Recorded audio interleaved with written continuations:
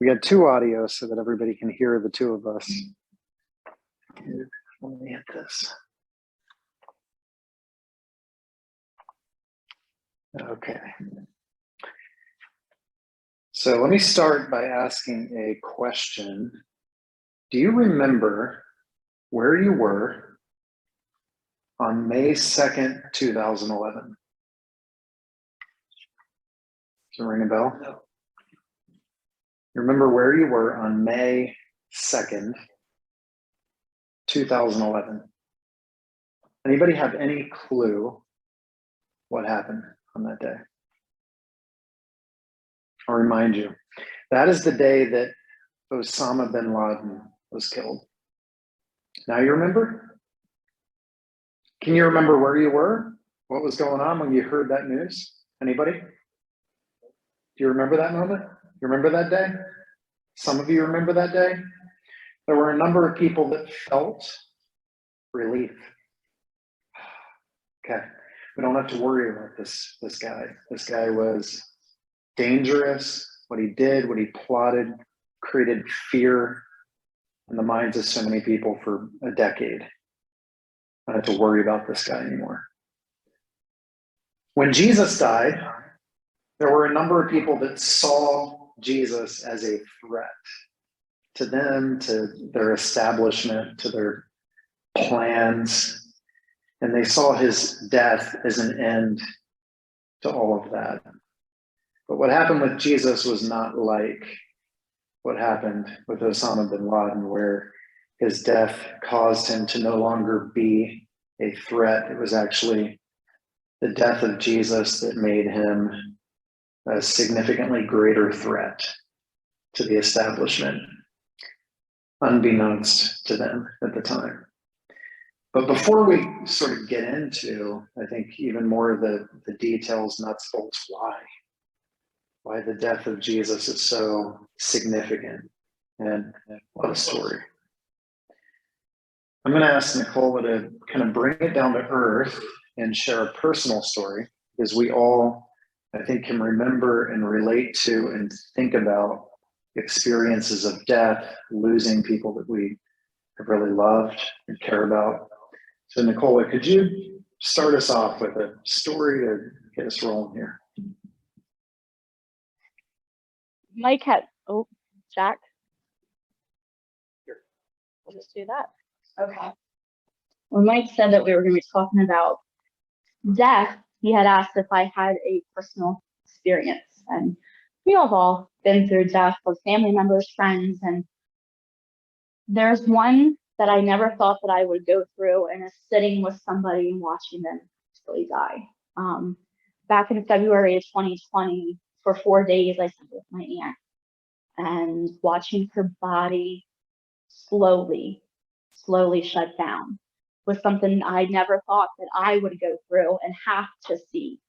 As I sat beside her bedside, as we took turns, her daughters, my mom, you could see the physical changes in her body that was shutting down, the grayness coming over her flesh, the coldness when you would hold her hands. And she was in and out of sleep. She didn't know, she knew that we were there, but she didn't know that we were there.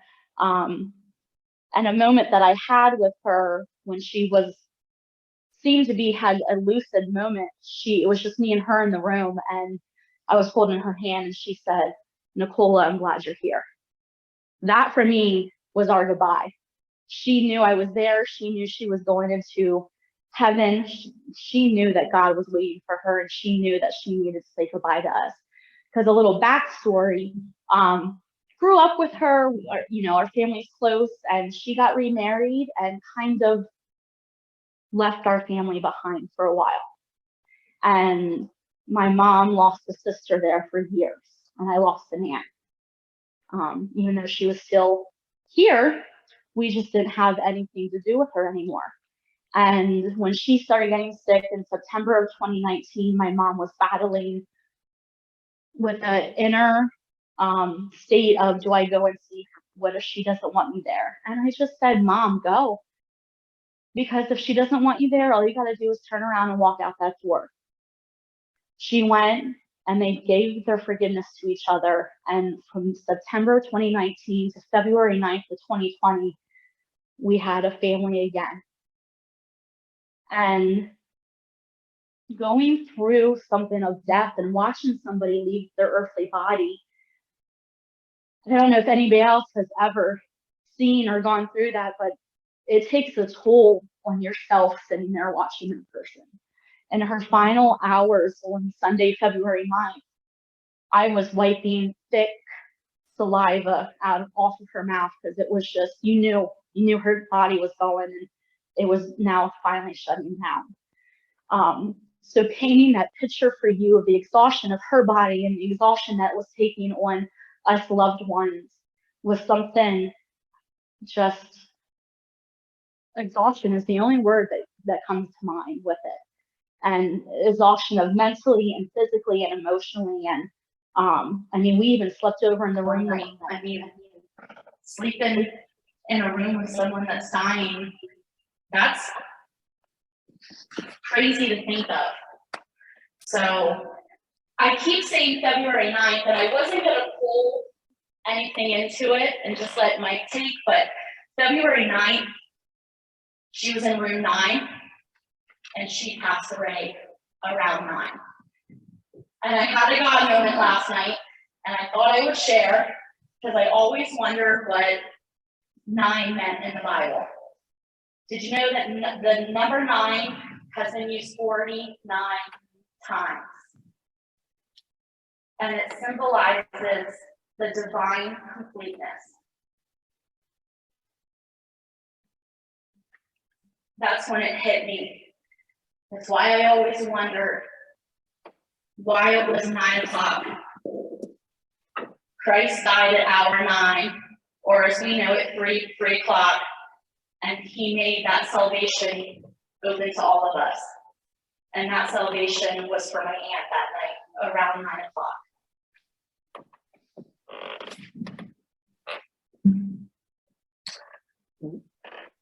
So where does your head go when you think about greatest experiences of pain in your life? Greatest experiences of pain, heartache, where's your head go? I heard her talking about watching somebody that you love go cold and be different and feeling a sense of loss, hopelessness, despair, all of that sort of washes over even doubt. And it's not like the disciples couldn't relate to that. They all felt hopelessness, doubt, pain, hurt. Like, what are we going to do now? The person that we trusted in, the person that we believed in, the person that we staked our entire lives on is gone. He's dead. God is dead. It's a big deal, right? The person that we thought was our Messiah or Savior, the one that came to rescue us, save us, redeem us, he's dead, he's gone. So I want you to, right now, with whoever is closest to you, I want you to share a moment that was extremely hard or painful for you. I want you to go back to something that's difficult, maybe something presently that's difficult or hard for you, and share it with someone next to you. Take a moment and then go for it. Those of you that are with your micro churches, wherever you're at, just share that moment with each other.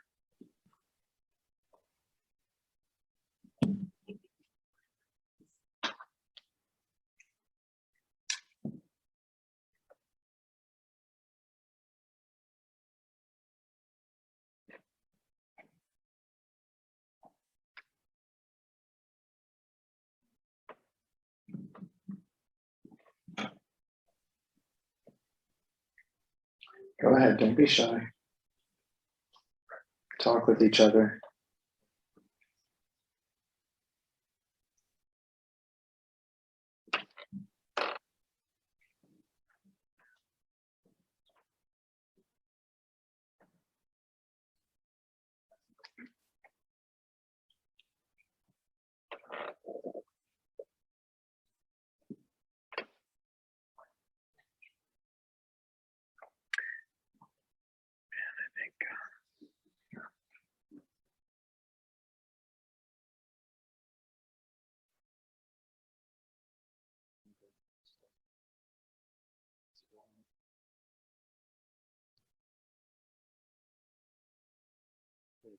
Yeah.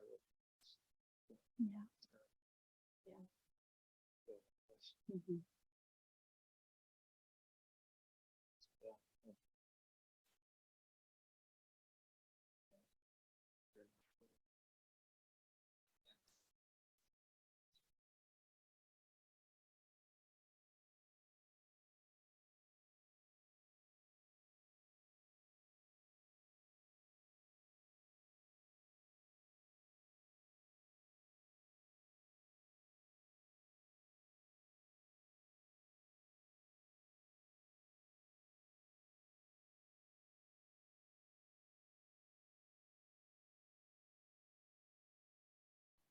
You guys shared.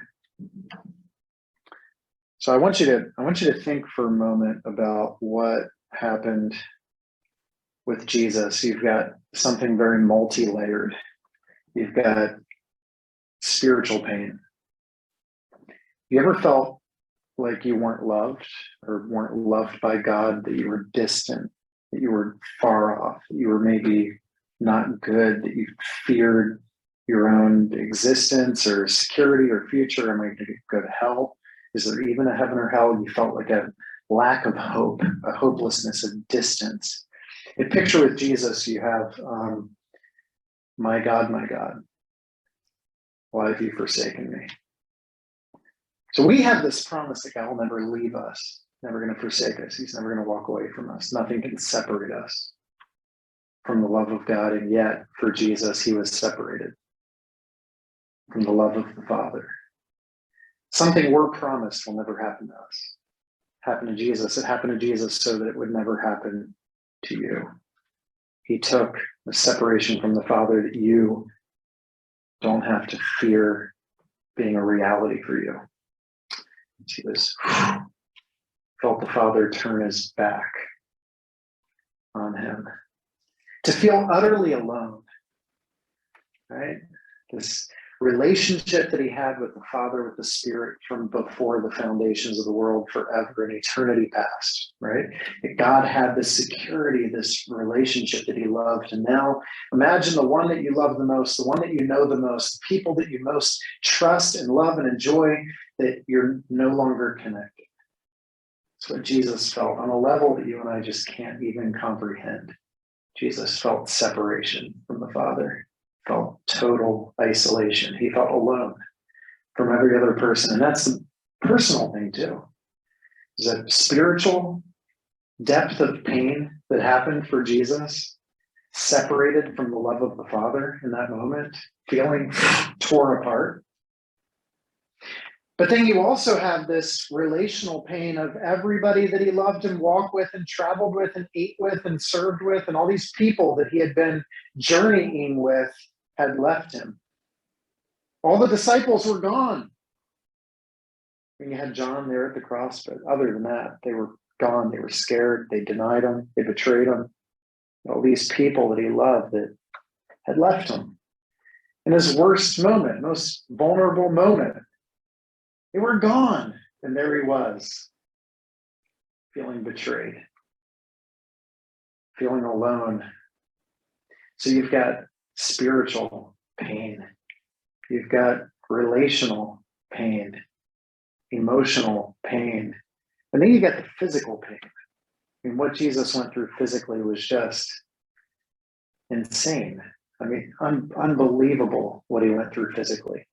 He's whipped 39 times with a whip that had pieces of glass and rock and whatever else in it.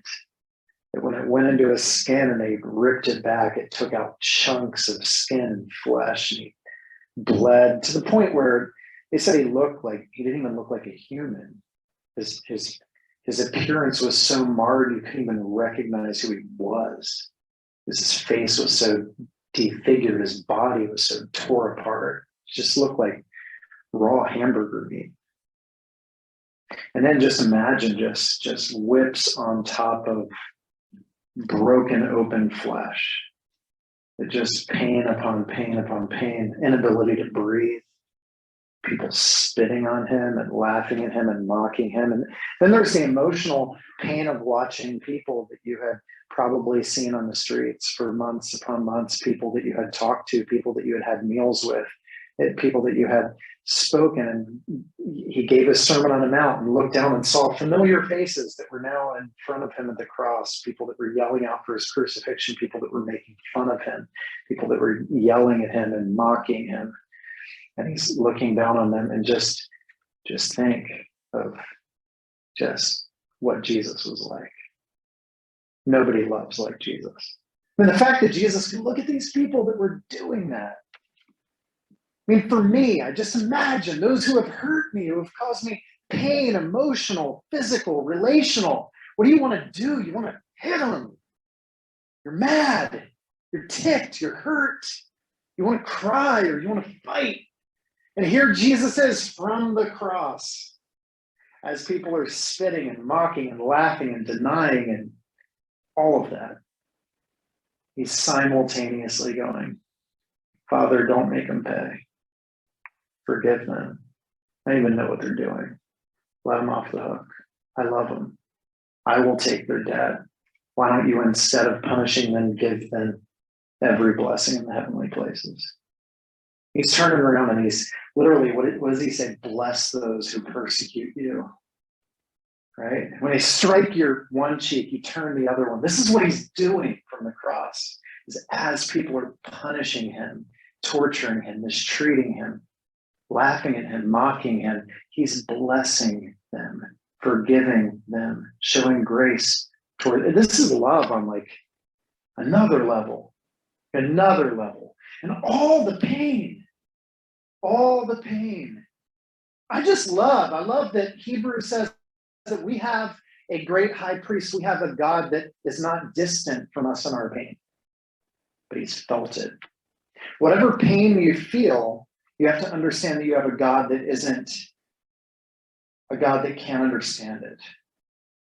He doesn't know what it's like. God doesn't know what it's like to feel what I'm feeling, to feel this pain, to feel rejection, to feel betrayal, to feel hated, to feel mocked, to feel made fun of, to feel alone, to feel worthless. God doesn't get all that. He doesn't understand it. No, in Jesus, you know that God does. Emmanuel, God with us on the street, rejected, mocked, spit on, hated, betrayed, despised, laughed at.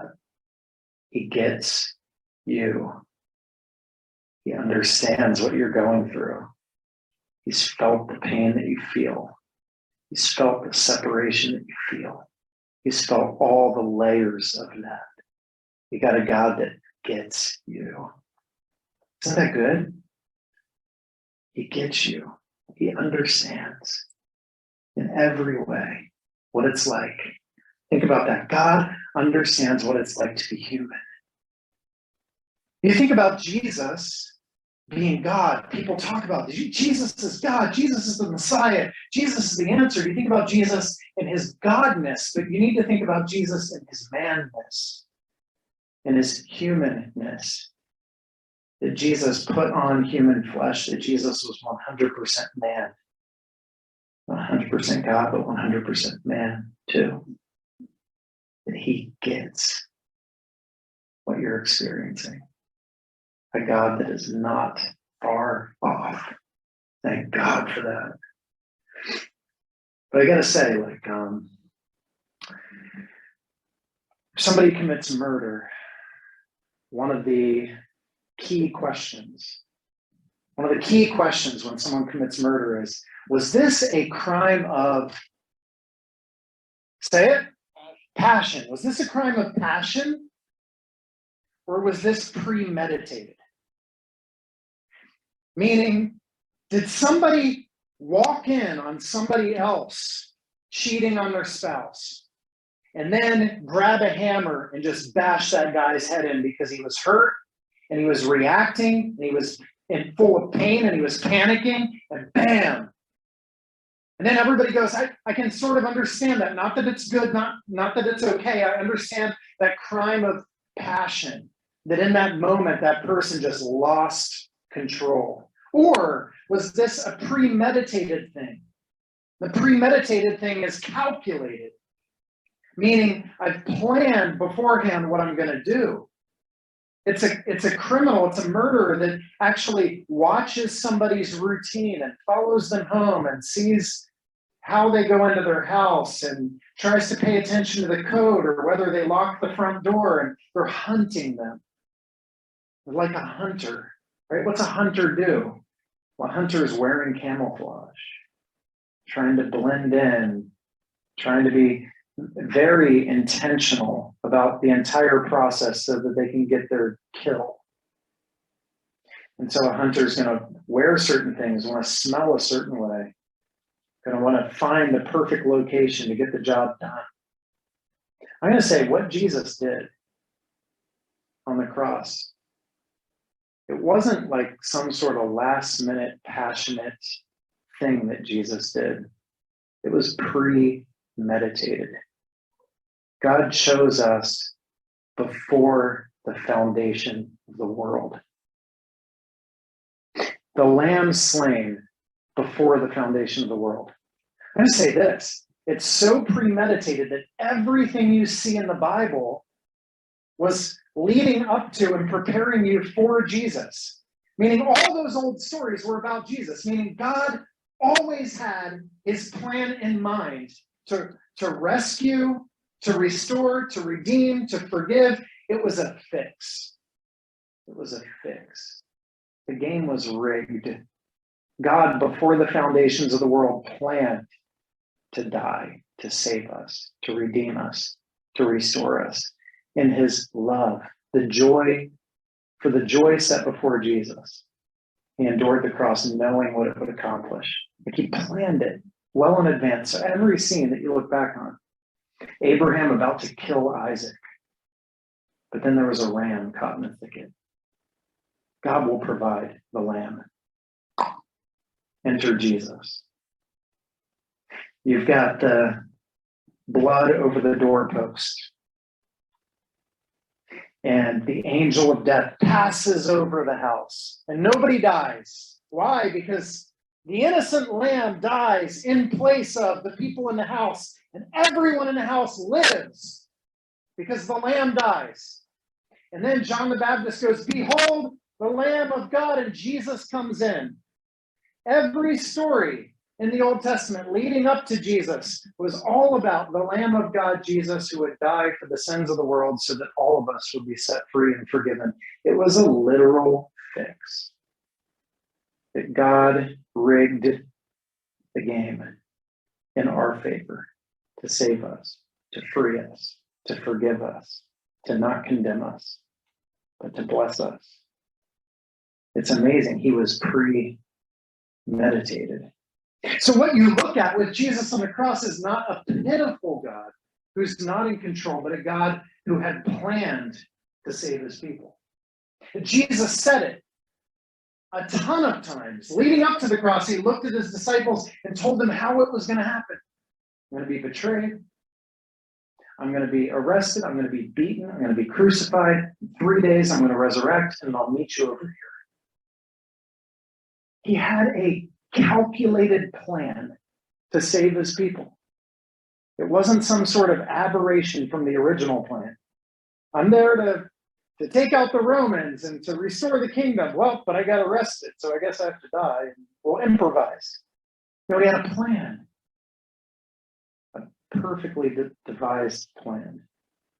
That he would relate to us in every way. That death would actually be a vehicle to life and resurrection. That those of us who are afraid of death would no longer be afraid of death. Death, where is your sting? Death has been defeated. We no longer have to fear. Jesus has conquered the grave.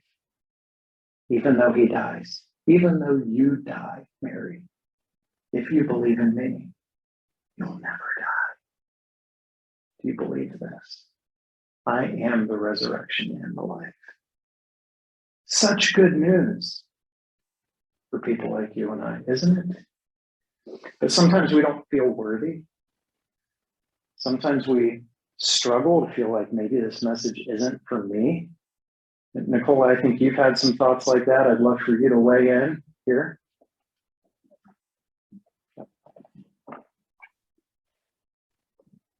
going off of Mike about us, I mean, it calculated, and how amazing is it that it's calculated that God thought of a me, that the world needed a Nicola, that the world needed a Preston, a Keith, a Cody, a Mike, a Jared, a Tom.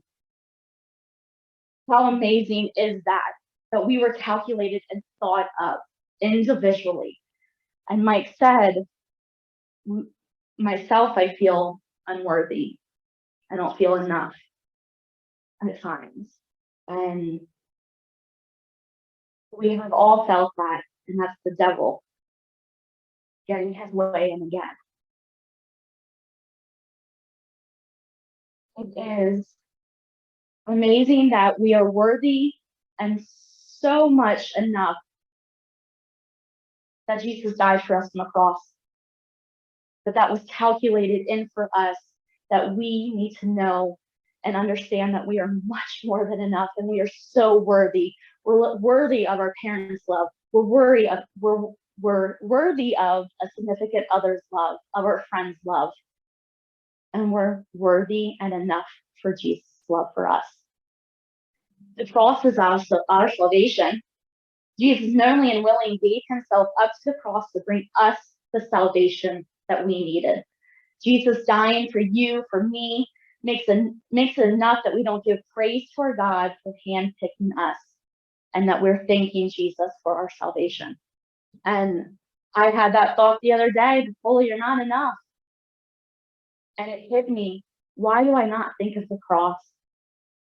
That someone would do this for me and do this for us.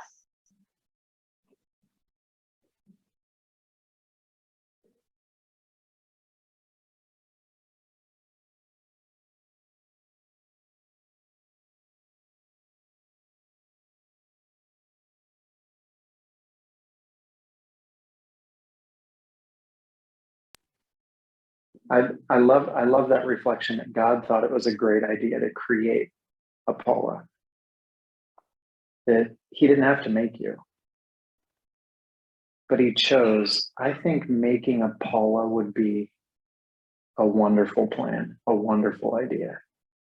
That God created us and loves us and likes us and wanted us to exist and desires relationship with us.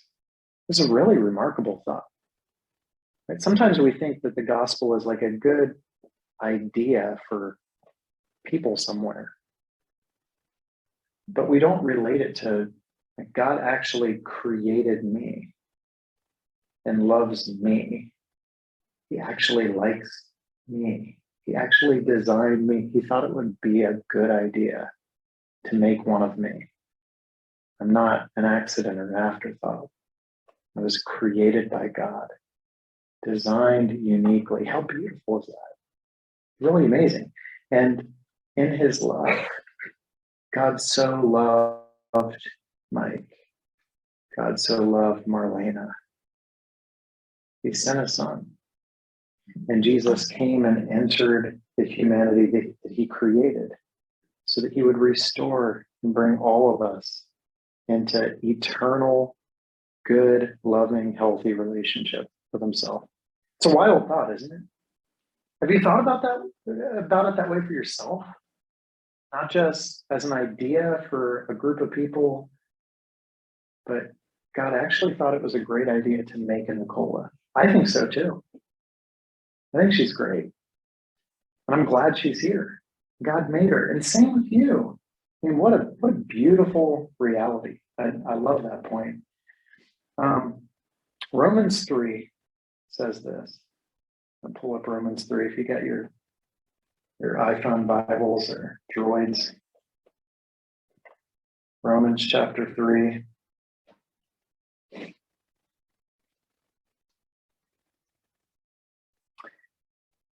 And verse 21 says this. But now the righteousness of God has been manifested apart from the law. Although the law and the prophets bear witness to it, the righteousness of God through faith in Jesus Christ for all who believe. For there is no distinction. All have sinned and fall short of the glory of God, and are justified by his grace as a gift through the redemption that is in Christ Jesus, whom God put forward as a propitiation by his blood to be received by faith. This was to show God's righteousness, because in his divine forbearance, here, remember what I said? He had passed over. It's all, like, just look at the whole story, look at the whole Bible. In his divine forbearance, he had passed over. That's that image of the Passover lamb. It's the image of the angel of death that came and passed over the sins of the people. In God's love, he had passed over former sins. It was to show his righteousness at the present time so that he might be just and the justifier of the one who has faith in Jesus. Saying this was a gift. This was all your salvation, a gift to be received and enjoyed. Just say yes to Jesus and experience life, freedom, forgiveness, salvation. Hebrews 1:1-3 says this.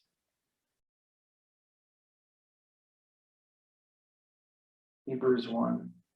Long ago, and at many times in many ways, God spoke to our fathers by the prophets. But in these last days, he has spoken to us by his Son, whom he appointed the heir of all things, through whom also he created the world. Get this. God is like Jesus. You've heard me say that.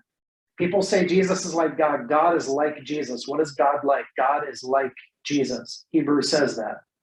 He is the radiance of the glory of God, the exact imprint of his nature. He upholds the universe by the word of his power. After making purification for sins, he sat down at the right hand of the majesty on high. Jesus. So I'm at dinner. I'm sitting with a person who says to me, when I die, keep me plugged in. Or when I'm about to die, if I'm about to die, if I'm like near the end, keep me plugged into a machine as long as possible. Keep me alive as long as possible. I don't want it to end. Because this person thinks, truly believes, that when we breathe our last, that's it. You're unplugged. You're done. You no longer live. You cease to be. You are what you were before you were, which is nothing. That's what he thought. That's what he thinks. He said that at my table.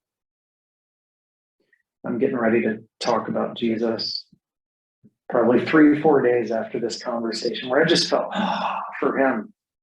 He's like, just keep my body pumping as long as possible, because when it's over, it's over. And I don't even want to think about not existing. Just keep me alive as long as possible. That's where his head's at. I'm getting ready to talk about Jesus, and Hebrews pops into my head. And I had no idea what it said off the top of my head, because I'm not that much of a geek, right? So this Hebrews chapter 2, verse 14 pops into my head, and I forgot what it had said. So I looked it up as I was going to talk about Jesus, and I was thinking about this guy. Hebrews 2, verse 14 says this: since therefore the children share in flesh and blood, Jesus himself likewise partook of the same things, that through death he might destroy the one who has the power of death, that is the devil, and deliver all those who through fear of death were subject to lifelong slavery. You get that? Like, I had no idea what that verse said when it popped into my head. But I pulled it up and I'm like, wait a second, here's a guy that's going, don't let it end. I'm afraid of death. I'm afraid of being unplugged. I'm afraid of it being over. I'm afraid of it ending. I'm afraid of my life ending. And it says, how crazy is that? 2:14.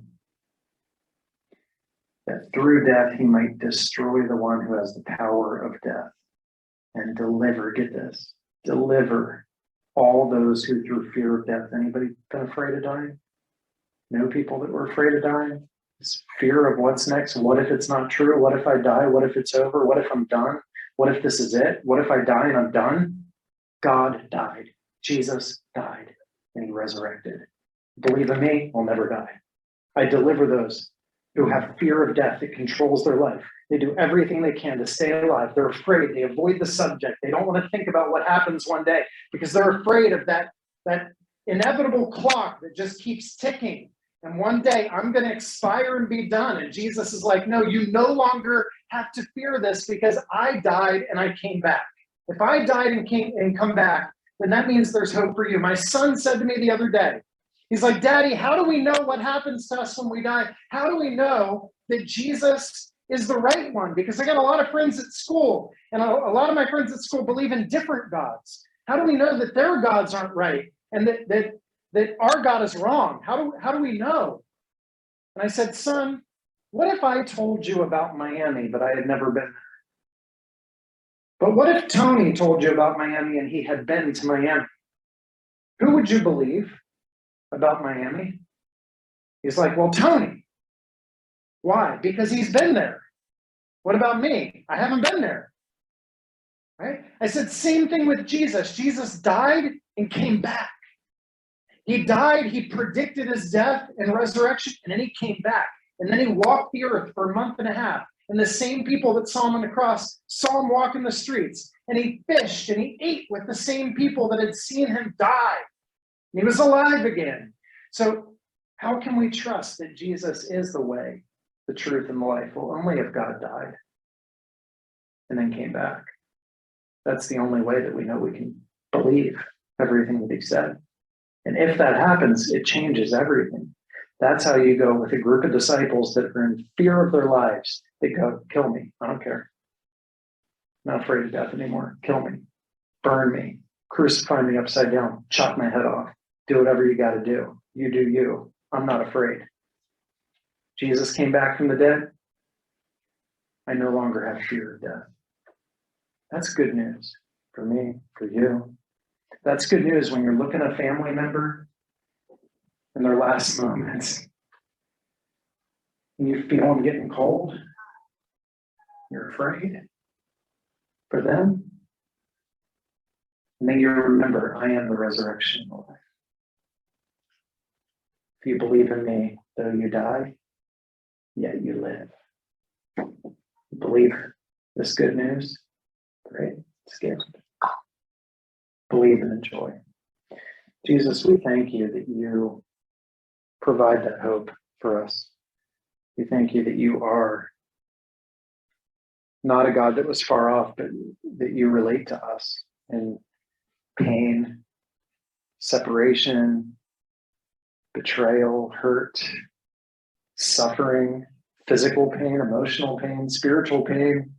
You are not far off, but that you're near to the brokenhearted because you yourself were brokenhearted. You're near to those who die because you yourself died.